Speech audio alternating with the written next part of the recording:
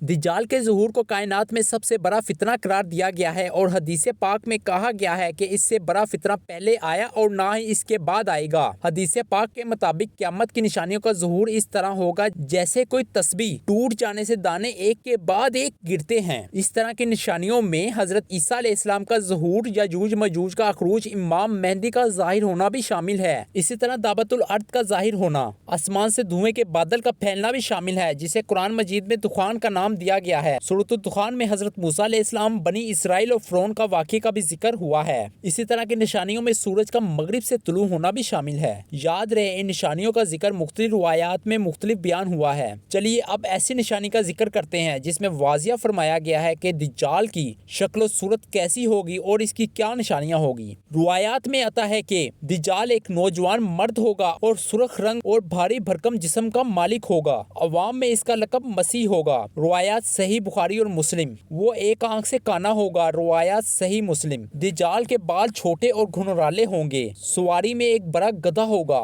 دجال کا ظہور ملک شام اور عراق کے درمیان ہوگا، جہاں وہ نبوت اور رسالت کا دعویٰ کرتا ہوگا، اور اس کے بعد وہ وہاں سے اسوان چلا جائے گا۔ یہاں اس کے ساتھ 70,000 یہودی ہوں گے۔ یہیں سے خدائی کا دعویٰ کرے گا اور یہیں سے خدائی کا دعویٰ کر کے چاروں طرف فساد برپا کرے گا اور زمین پر اکثر مقامات پر لوگوں سے اپنے آپ کو خدا منوائے گا۔ اس کی پیشانی پر کافر لکھا ہوگا۔ روایت بخاری شریف۔ اس کی شناخت صرف اہل ایمان ہی کر سکیں گے۔ اس کے ایک ہاتھ میں آگ ہوگی، اس کو وہ دوزخ کہے گا، اور دوسرے ہاتھ میں ایک باغ ہوگا جس کو وہ جنت کہے گا۔ مخالفین کو آگ میں اور موافقین کو جنت میں ڈالے گا۔ اس کے بعد کھانے پینے کی چیزوں کا ایک بہت بڑا ذخیرہ ہوگا جسے چاہے دے گا۔ روایت کے مطابق اس کے ظاہر ہونے سے 2 سال پہلے قحط پڑ چکا ہوگا اور تیسرے سال دوران قحط ہی دجال کا ظہور ہوگا۔ ابو داؤد۔ اسی طرح روایت کے مطابق ایک دیہاتی کو کہے گا کہ اگر میں تیرے ماں باپ کو زندہ کر دوں تو کیا تو مجھے خدا مانے گا؟ وہ کہے گا ہاں۔ تو 2 شیطان اس کے ماں باپ کی صورت بنا کر آئیں گے اور اسے کہیں گے کہ بیٹا اس کی اطاعت کرو، یہ تیرا رب ہے۔ اور ایک فتنہ دجال یہ بھی ہوگا کہ ایک شخص کو مار کر اور چیر پھاڑ کر اس کے 2 ٹکڑے کر دے گا اور کہے گا دیکھو کہ میں اس بندے کو صحیح حالت میں لاتا ہوں، کیا اس کے بعد بھی میرے علاوہ کسی کو خدا مانو گے؟ اللہ تعالیٰ اس دجال کا فتنہ پورا کرنے کے لیے اس بندے کو دوبارہ زندہ کر دے گا اور دجال اس بندے سے پوچھے گا تیرا رب کون ہے؟ تو وہ کہے گا میرا رب اللہ ہے۔ تو خدا کا دشمن دجال، خدا کی قسم اب تو تیرا دجال ہونے کا پورا یقین ہو گیا۔ اور یہ بھی فرمایا کہ دجال کا ایک فتنہ یہ بھی ہوگا، وہ آسمان کو حکم کرے گا، آسمان بھی برسائے گا، زمین کو حکم کرے گا، وہ سبزہ اگائے گی، اور اس دور میں سبزہ کھانے والے جانور خوب موٹے تازے ہوں گے۔ زمین کا کوئی حصہ ایسا نہ ہوگا جہاں دجال نہ گیا ہوگا، مگر مکہ اور مدینے میں داخل ہوتے وقت فرشتے اس کو ننگی تلواروں سے روک دیں گے۔ حضرت ابو ہریرہ رضی اللہ عنہ بیان کرتے ہیں کہ رسول اللہ صلی اللہ علیہ وسلم نے فرمایا قیامت اس وقت تک قائم نہیں ہوگی جب تک اہل دوم امادگیاں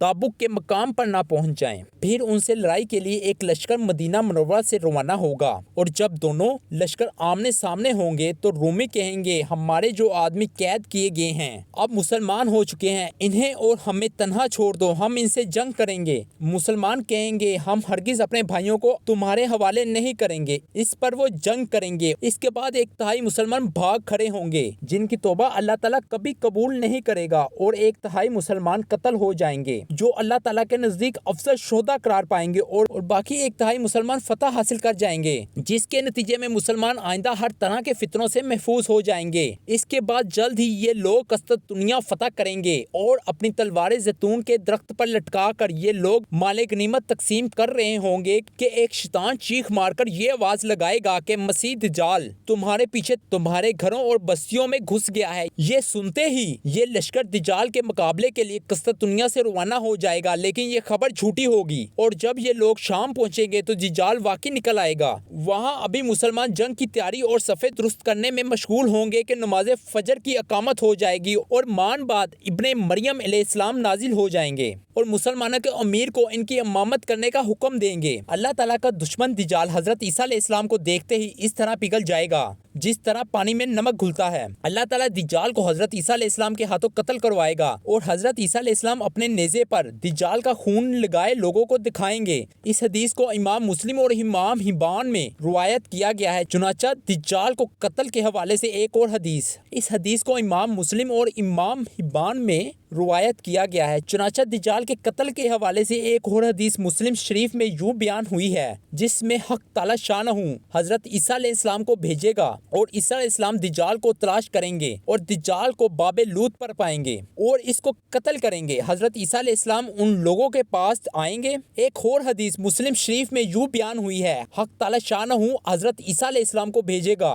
और ईसा अलैहिस्सलाम दज्जाल को तलाश करेंगे और दज्जाल को बाबे लूत पर पाएंगे और इसको कत्ल करेंगे और हजरत ईसा अलैहिस्सलाम इन लोगों के पास आएंगे जिनको अल्लाह ताला ने दज्जाल से बचाया और शफकत से इन लोगों के चेहरों को सुहलाएंगे और इनको खबर करेंगे इन मुकामात की जो जन्नत में इनके लिए रखे गए हैं। मुस्लिम हदीस पाक की रोशनी में क़यामत की बड़ी निशानियों की बात करें तो और दज्जाल के फितने किस निशानी के बाद बयान फरमाए गए हैं। इस हवाले से हजरत हुज़ैफा इब्ने असीद गुफारी रज़ियल्लाहु अन्हु कहते हैं, एक दिन हम लोग आपस में क़यामत का जिक्र कर रहे थे कि नबी करीम सल्लल्लाहु अलैहि वसल्लम हमारी तरफ आ निकले और पूछा, तुम लोग किस चीज का जिक्र कर रहे हो? सहाबा ने अर्ज किया, हम क़यामत का जिक्र कर रहे हैं। तो आप सल्लल्लाहु अलैहि वसल्लम ने फरमाया, यकीनन क़यामत उस वक्त तक नहीं आएगी जब तक तुम ये 10 निशानियां ना देख लो। तो तब आप सल्लल्लाहु अलैहि वसल्लम ने इस 10 निशानियों को इस तरतीब के साथ बयान किया, पहली धुआं, दूसरी दज्जाल, तीसरी दाबतुल अर्थ, चौथी सूरज का मगरिब से निकलना, पांचवी हजरत ईसा इब्ने मरियम का नाजिल होना, छठी याजूज मजूज का जाहिर होना, सातवीं और आठवीं नौवीं निशानी के तौर पर आप सल्लल्लाहु अलैहि वसल्लम ने 3 मुकामात से जमीन का धस जाने का भी जिक्र फरमाया। एक तो मशरिक के इलाके में, दूसरा मगरिब के इलाके में, तीसरा जजीरा अरब के इलाके में और 10वीं निशानी जिसके बाद जाहिर होगी वो आग है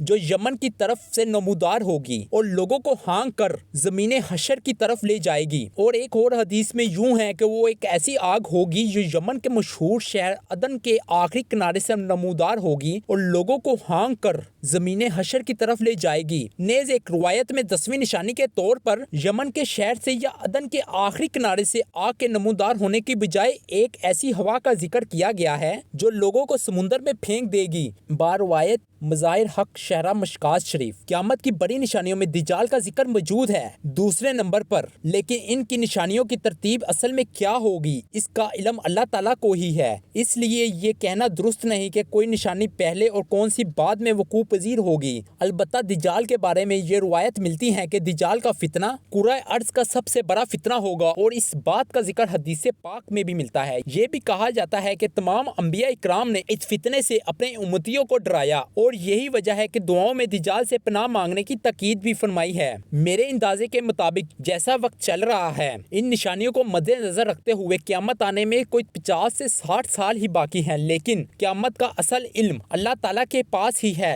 असल सवाल ये है कि क्या हमने इस वक्त की तैयारी कर ली है, और अगर ये सब निशानियां देखकर भी आंखें नहीं खुलती तो आखिर कब खुलेंगी? अल्लाह ताला हमें समझने और नेक ईमाल करने की तौफीक अता फरमाए, आमीन।